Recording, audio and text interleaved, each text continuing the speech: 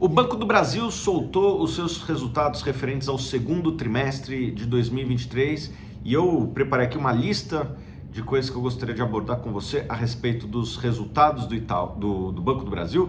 Para me ajudar aqui, eu trouxe o Vinícius Romano. Tudo bom, Vinícius? Fala, Thiago. Obrigado aí pelo convite. Falar um pouco aí dos resultados. Vinícius Romano é o nosso analista de renda fixa, conhece muito de balanço de banco e vai nos ajudar bastante aqui a fazer os comentários a respeito dos resultados do Banco do Brasil. Mas antes de começar, já faço aquele convite, se inscreve aqui no canal. Bom, vamos lá, vamos comentar alguns números importantes aqui do Banco do Brasil, né? Eu acho que um dos principais indicadores de um banco é o ROI, Retorno sobre Patrimônio Líquido, né? Em inglês, Return on Equity, por isso que se chama ROI. O ROI do Banco do Brasil no trimestre fechou em 21,3%, no ano passado era 20,8%, aproximadamente ali está próximo, e eu acho que isso aqui é um belíssimo indicador, não só relativo, né? O Banco do Brasil hoje é um dos bancos mais rentáveis do mundo, junto ali com o Itaú, né? Dos grandes bancos do mundo, é daqueles bancos que está entregando acima de 20, não me lembro de outros bancos grandes do mundo que tem entregado uma rentabilidade tão alta. Lá fora um JP Morgan, que é bem eficiente, entrega mais ou menos ali perto de 16% a 18% de ROI, né? O Banco do Brasil e o Itaú, eles têm entregado ROIs magníficos em nível global. E eu acho que isso aqui é interessante por dois motivos, esse ROI, né? Primeiro, aliás, três motivos. Primeiro, porque o ROI está no patamar alto. Segundo, porque a gente está vendo pares privados, como por exemplo o Bradesco, bem distante. Eu, quando comecei a investir lá em 2003, o Bradesco entregava ROI de 30% e hoje está entregando ali 10 baixo, ali, se não me engano 11%, 12%. O Banco do Brasil passou, era algo inimaginável o Banco do Brasil passar um banco como o Bradesco. Então, faz mais de um ano que o Banco do Brasil, todo trimestre, apresenta os melhores resultados, né? O melhor lucro mais alto vem do Banco do Brasil. Né? Isso. Então, primeiro porque o ROI é alto, segundo porque está alto em relação a pares brasileiros e terceiro, que talvez seja o mais importante, vem mantendo o nível de rentabilidade da gestão anterior. Era uma preocupação de muitos investidores de que poderiam existir grandes mudanças, pelo menos por enquanto, né? Óbvio que isso é algo que precisa sempre monitorar, a rentabilidade, a saúde da carteira, né? Se quisessem estragar o Banco do Brasil, por onde começariam? Na eficiência, contratando muita gente e fazendo a festa do crédito. Não parece que está acontecendo isso, pelo menos por enquanto, né? Então, a eficiência caiu, né? Até a observação. O índice de eficiência caiu, o que é bom, né? A eficiência o índice de eficiência quanto menor, melhor. Quer comentar um pouquinho? No passado, se não me engano, estava uns 33%, então é a relação, né, das despesas para as receitas, por isso que quanto menor, melhor. E agora acho que fechou nos 28%, então veio caindo apesar das despesas crescerem, a receita cresce muito mais, então isso faz com que o percentual diminua. Então é positivo também o índice de eficiência ter caído. Né? Então, pelo menos por enquanto, essa atual administração está de parabéns, está mantendo o bom trabalho da gestão anterior. Vamos falar um pouquinho de qualidade de crédito, Vini. Eu acho que aqui tem pontos positivos e pontos negativos. A carteira fechou com inadimplência de 2,73%. Vou falar a parte boa, né? A parte boa é que o Sistema Financeiro Nacional, né, a média das instituições financeiras, fechou em 3,6%, né? E essa é a maior distância dos últimos 12 meses, pelo menos dos últimos 12 meses, né? Então, se a média do Sistema Nacional está 3,6% e o Banco do Brasil está 2,7%, dá mais ou menos 0,9% de diferença. Essa é a maior diferença em pelo menos 12 meses. Então, o Banco do Brasil tem feito um trabalho de qualidade de crédito melhor que o Sistema Nacional, bem melhor do que o Sistema Nacional. A má notícia é que esses 2,73% é também a maior inadimplência em 12 meses, né? Há 12 meses atrás era mais ou menos 2%, já está em 2,7%. Então a inadimplência tem subido. O que me parece é que, apesar de ter atingido a máxima, está chegando num platô, não só para o Banco do Brasil, como para o Sistema Financeiro Nacional. A tendência é a redução da inadimplência e já tem dado sinais de estabilidade. Você concorda com isso? Concordo, perfeito, e acho que o sistema como um todo tem mostrado isso, né? A inadimplência estava mais controlada, aí passou ano passado, né, com forte aumento de juros, o cenário como um todo contribuiu para esse aumento. No começo desse ano também teve uns eventos de crédito relevantes, né? Quais deles? Fala só para... Lojas Americanas, Light, várias empresas. Até março tinham mais de 200 empresas pedindo recuperação judicial. Então era bastante coisa e foi uma mudança mesmo no cenário bem brusca. E acho que isso contribuiu. Só que mesmo assim, você pega Banco do Brasil, 2,7 é pouquíssimo, né? Se comparar com o sistema aí. Aliás, isso é uma coisa importante para você que investe em Banco do Brasil. Muitas vezes as pessoas elas não fazem aquela análise profunda, né? Tem mais coisas para fazer no dia a dia também. É importante você saber algumas coisas do bastidor, né? Do mundo dos negócios aqui. E a carteira do Banco do Brasil, ela é uma carteira mais segura do que a média, né, Vini? Porque tem o agro, que historicamente tem uma inadimplência menor, e também um peso grande de consignados, certo? Exatamente. E também uma cultura, vamos dizer assim, de tomar menos risco. A maior carteira aí do Brasil, né, tá com fechou 1 trilhão agora, 1 trilhão e pouquinho. 1 trilhão, né, 1 trilhão e 44 bilhões, um crescimento de 13,6%. Todo trimestre crescendo, acho que tá 1/3 praticamente para agro, PJ e PF, e aí sendo uma parte também consignado, como você falou, que é importante você ter, o risco é menor, né? Então você já tira ali, desconta da fonte dos pensionistas, enfim, fica um risco menor para o banco. Então acho que em termos de carteira de crédito, se não for a melhor, uma das melhores do Brasil. A gente olha muito banco médio, também olha bastante banco médio, e assim, é gritante a diferença. Acho que é até injusto comparar, mas é bem diferente a realidade aí dos bancos do Brasil. Vamos falar de índice de cobertura, né? Primeiro, explica aí para a turma o que é índice de cobertura. É o quanto o banco consegue provisionar, né? Tem provisionado, Tem né? provisionado, né? Em relação aos atrasos ali até 90 dias. Né? Sim, os bancos eles vão botando provisão no seu demonstrativo de resultado, né?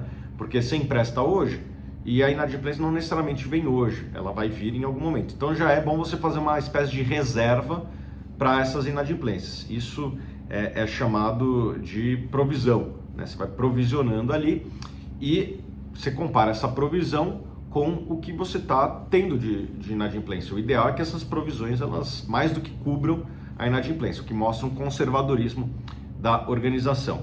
Aqui também acho que tem boas notícias e notícias não vou dizer negativas, mas que tem que ser olhada com um pouquinho de atenção.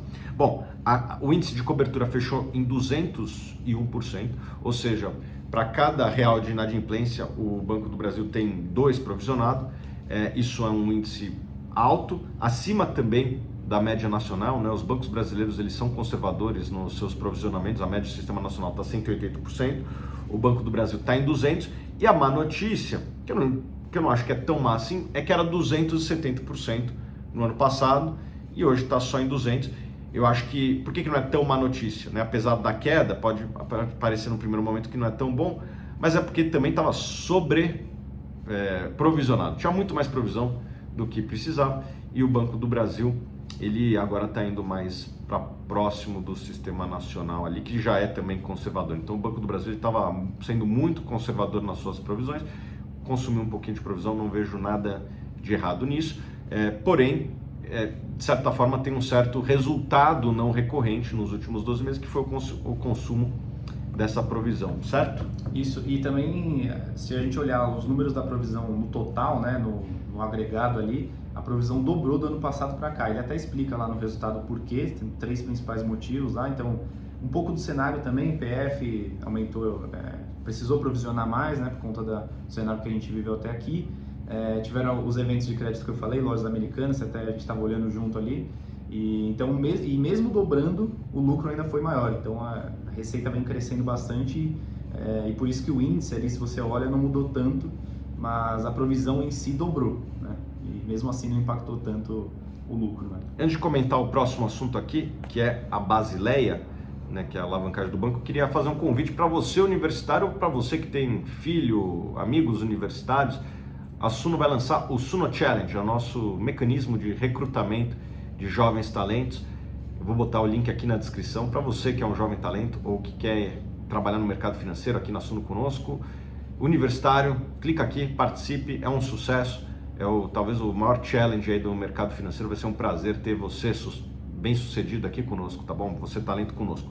Vamos lá, falar de Basileia, nível 1, né? Que, primeiro, vamos contextualizar o que é Basileia e por que a gente olha o nível 1. Esse índice ele basicamente mostra, né, o quanto que o banco tem, por exemplo, né, o banco o quanto que ele tem de capital próprio, né, para suprir o que ele empresta, né, porque o negócio do banco é basicamente pegar dinheiro, né, e se alavancar ali para emprestar para os outros e ganhar no spread. Então, capta uma taxa menor, empresta uma taxa maior, aí ele tem sucesso. O índice de Basileia vai medir o quanto que ele tem de capital para suprir esses empréstimos. Então, a cada R$100, né, se o banco tem uma Basileia, acho que o Banco do Brasil veio a 15,70, 15 e pouco, ele vai ter R$15 para suprir esses 100 que ele está emprestando. Então, quanto maior, né, melhor, só que até um certo ponto, né? Porque se ele também tem uma Basileia muito grande, significa que ele não está, ou às vezes distribuindo capital para os seus acionistas, ou não crescendo a sua operação, talvez como poderia. E aí vai muito do apetite do banco também, né? Mas no caso do Banco do Brasil veio aí nos 15,70, acho que está bem próximo da média do sistema financeiro, né? Que deve estar aí nos 15, 16. O mínimo regulatório está em 11, né? Aproximado ali também. E aí você tem os níveis, que você comentou sobre nível 1, né? Nível 2, acho que o principal, o grosso ali vem do nível 1, que é basicamente o PL do banco, né? Então, capital social lá, né? As ações que o banco tem, ordinários preferenciais, as reservas, então reserva de capital, reserva de lucro, aí desconta também do que ele tem a distribuir, né? E o nível 2 já é mais para o lado de dívida, então às vezes o pessoal pode até reconhecer aqui, né? Já deve ter visto letra financeira subordinada, elas são elegíveis, dependendo dos critérios da emissão, elas podem ser elegíveis a compor o capital do banco. Então isso entraria no nível 2, por isso que ele é menor do que o nível 1. E ó, o nível 1 fechou no segundo trimestre agora, em 14,1. Um ano atrás, no segundo trimestre de 2022, do ano passado, fechou em 15,4. Ou seja, teve uma pequena queda. Isso está acontecendo no mercado financeiro em geral. Quase todos os bancos estão tendo uma pequena redução da sua Basileia, chegou a ser bem alta lá atrás em 2018 e tal, eles vêm reduzindo desde então, não é algo preocupante, ainda é uma Basileia segura, porém, eu acho que aqui tem um ponto de atenção para todos os investidores, e eu acho que isso aqui é para investidores de bancos em geral, não somente para o Banco do Brasil. O banco ele não consegue crescer consumindo Basileia para sempre, em algum momento ele vai ter que ou reduzir o nível de crescimento, né, que se dá geralmente na concessão de crédito, vai ter que reduzir o ritmo da concessão de crédito, coisa que já está acontecendo no Banco do Brasil, né? O ritmo de concessão de crédito tem caído um pouquinho, ou vai ter que reduzir o payout, é algo que a gente vai ter que monitorar. O que eu acho que vai acontecer com os bancos do Brasil? Provavelmente a taxa de crescimento da carteira de crédito vai ficar um pouquinho menor pro futuro, tá bom? Não necessariamente esse ano, mas pro futuro, não dá para ficar com esse nível de consumo de Basileia para sempre. Acho que tem aí mais uns 2, 3 anos que não existiria essa preocupação, mas a partir dali, se continuar nesse ritmo de consumo de Basileia, vai ter que ter alguma reflexão a respeito de reduzir o crescimento ou reduzir o payout. Não é uma preocupação de curto prazo, mas é algo para ter no radar seu aí, investidor, tá bom? Para terminar aqui, tem uma notícia de dividendos que eu já vou falar, e por último o guidance, né? O Banco do Brasil ele provém um guidance, né? O que seria guidance em português? Uma diretriz de como ele espera os resultados para o ano, né? Das suas principais linhas, e ele revisou algumas coisas para cima, outras para baixo. O que ele aumentou? Ele aumentou o guidance da carteira de crédito, sobretudo para pessoa jurídica, mas principalmente para o agro. Ele tinha dado um guidance no começo do ano do crescimento da carteira de crédito, e o agro tem crescido mais do que o planejado no começo do ano. Essa é a boa notícia. A notícia não tão boa assim é que teve um aumento da PCLD. O que é PCLD? É provisão, né? Provisão para créditos de liquidação duvidosa. Antiga PDD, né? Então é provisão, basicamente. Então eles estão provisionando mais esse ano, acho que por conta desses eventos que você falou anteriormente. E por último, a receita de prestação de serviço. O que é a receita de prestação de serviço? Basicamente, tudo que não é crédito. É cartão de crédito, é seguro, que mais aí? Asset taxa, ali. Né? Taxa de... Exatamente. Taxa de TED, né? TED. Acho que ninguém usa mais, mas ainda tem, né? Exatamente. Taxa de manutenção, o serviço ali você tem conta lá no Banco do Brasil, você tem lá o fundo do Banco do Brasil de renda fixa, você está pagando um pouquinho de taxa lá. As receitas de prestação de serviço, eles reduziram um pouquinho o guidance para esse ano. E por fim, anunciaram os dividendos, né, que vai dar 14 centavos de dividendos mais 65% de JCP. As ações serão negociadas ex-dividendo no dia 22 de agosto e já paga aqui no dia 30 de agosto. Eu acho que é possível até aumentar um pouquinho o dividendo, como eles fizeram no último trimestre, né? Eles fizeram um dividendo extra. Eu não descarto essa possibilidade para o Banco do Brasil fazer, talvez aí no mês de setembro, um pagamento extra. Ele tem um guidance de pagar 40% do lucro na forma de dividendos, e o lucro trimestral ele é um pouquinho maior do que, na hora que a gente faz esses 40% do lucro trimestral, o dividendo deveria ser um pouquinho maior, e no segundo trimestre eles ajustaram para cima no dividendo depois. Eu acho que é possível fazer isso agora, então eu acho que esse é o dividendo mínimo. Existe a possibilidade de receber um troquinho a mais ali nas minhas contas, aí uns 30, 40 centavos, se não me engano aqui, tá bom? Tô fazendo a conta de cabeça. Então, partimos aqui para a conclusão. Eu acho que foi um resultado bom, um resultado sem surpresas também, né? Então, eu acho que para você, acionista do Banco do Brasil, esse trimestre não deveria te causar preocupação. Segue o jogo. Segue o jogo. Eu acho que temos sempre que monitorar, né? É uma instituição estatal, a gente tem riscos que têm que ser monitorados. Eu acho que esses riscos, eles no primeiro semestre não se materializaram em nenhuma espécie, tanto é que as ações subiram, né? A percepção de risco dos investidores ela foi diminuindo ao longo do trimestre, por conta disso as pessoas foram ganhando confiança nas ações.